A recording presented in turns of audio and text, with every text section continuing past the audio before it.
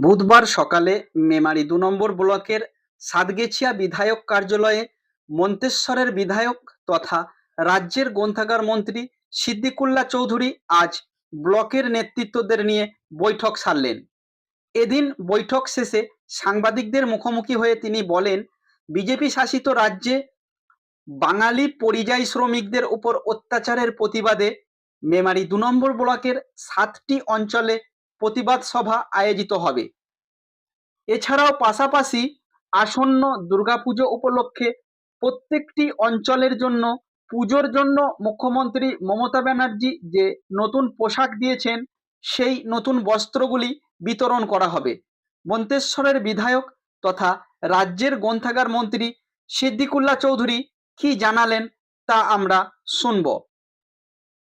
সাতগেছিয়ায় বিধায়ক অফিসে উপস্থিত হয়েছি।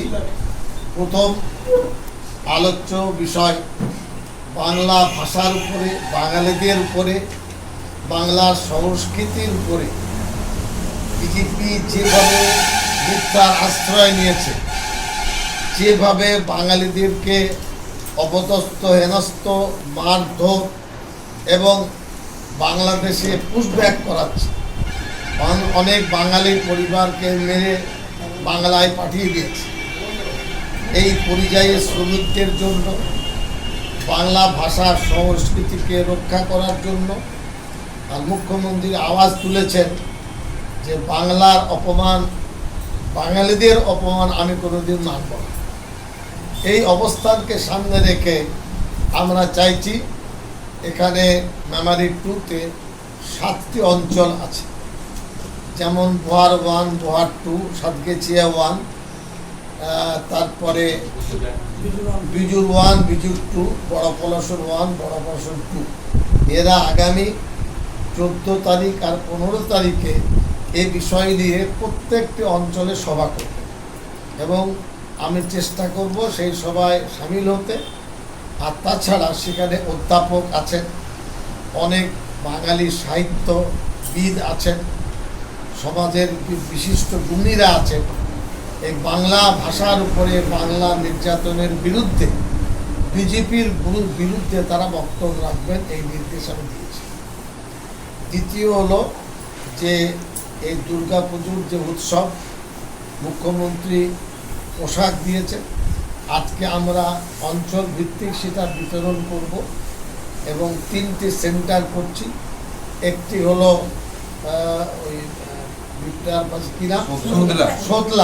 সোতলায় করব, বোহার 1, বোহার 2 প্রাপকদের ওখানে আমরা বস্ত্র বিতরণ করব। একইভাবে সাতগেছিয়া বাজার সংলগ্ন একটি ক্লাবের কাছে বিজুর 1, বিজুর 2 আর সাতগেছিয়া, এই 3টে অঞ্চল মিলে আমরা বিতরণ করব। তারিখটা আমি তাদের দিয়ে দেব। অন্যদিকে বড় পলাশন 1, বড় পলাশন 2 এটা হবে মন্ডলগ্রাম জগৎগৌরী তলাতে আমরা করব। সেখানে সকল উপস্থিত থাকবেন। মুখ্যমন্ত্রী সরকারের পক্ষ থেকে এই অনুদান ঈদ এবং পুজোয় তিনি দেন, সেই উপহার আমরা পাবলিকে তুলে দেব। এর থেকে আরও বড় বিষয় আরেকটি আছে, আমাদের প্রতিটি নেতৃত্ব কাছে আবেদন রেখেছি 9, 10, 11, 12 ছাত্রছাত্রীর এলাকায় যারা পড়ে তাদের হাতে আমরা একটা স্কুল ব্যাগ আমরা তুলে দেব। এখানে প্রায় 300, সেই 300টা আমরা ভাগ করে স্কুলের ছাত্রছাত্রীর হাতে আমরা তুলে দেব। মেমারি 2 যথেষ্টভাবে দায়িত্বপরায়ণ নেতৃত্ব ব্লকে আছে এবং এরা মিলেমিশে কাজ করবেন। মিথ্যা গুজব যারা ছড়াচ্ছেন তাদের কাছ থেকে সাবধান হতে হবে।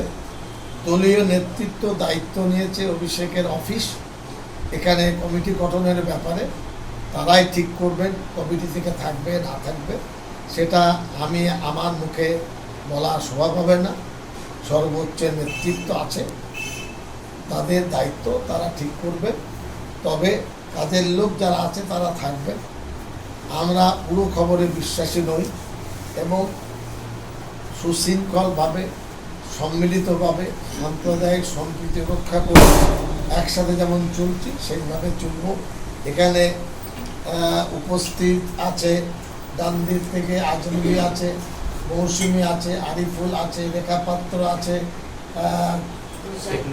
শেখ নজরুল ইসলাম আছে, পিছনে জিন্নাত আছে, তারপরে কৌশিক আছে, এরপরে তোমার কি নাম নার্গিস বিবি আছে, তারপরে চন্দনা দাস, তারপরে ওই গুরু প্রসন্ন ঘোষ, এরপরে আমাদের দীনবন্ধু পাল, তারপরে জেলার আপনার জেলার সভাপতি সদস্য ডালিয়া খাতুন আছে, এরপরে আপনার বড় পলাশন ওয়ানে সন্দীপ চৌধুরী আছেন সভাপতি, তারপরে আছে মুকুল সাহা, এরপরে আছে মিন্টু, তারপরে মৌমিতা, এরপরে আমাদের নেতা সঞ্জয় আছে, পিছনে সভাপতি প্রণয় আছে, সমস্ত অঞ্চলের নেতৃত্বের উপস্থিত আছে।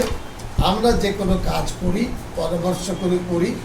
আজকে হরিসাধক যিনি এখানকার সভাপতি, তিনি বর্তমানে আপনারা কেস তার বিরুদ্ধে হয়েছে মিথ্যা, সেই কেসের হাজিরি দিতে গেছেন। একইভাবে গফফার মল্লিকের কাছে তারা আজকের আলোচনা শুনে নেবে। আমরা এক ছাতার তলায় আছি। মমতা ব্যানার্জি যার নেত্রী, অভিষেক ব্যানার্জি সাংগঠনিকভাবে তিনি আইকন। আমরা দলকে ভালোবাসি, বাংলাকে ভালোবাসি, মেমারি 2কে ভালোবাসি। সকলের সুস্থতা, ভবিষ্যৎ সুন্দর হোক এটা কামনা করে আমার বক্তব্য শেষ।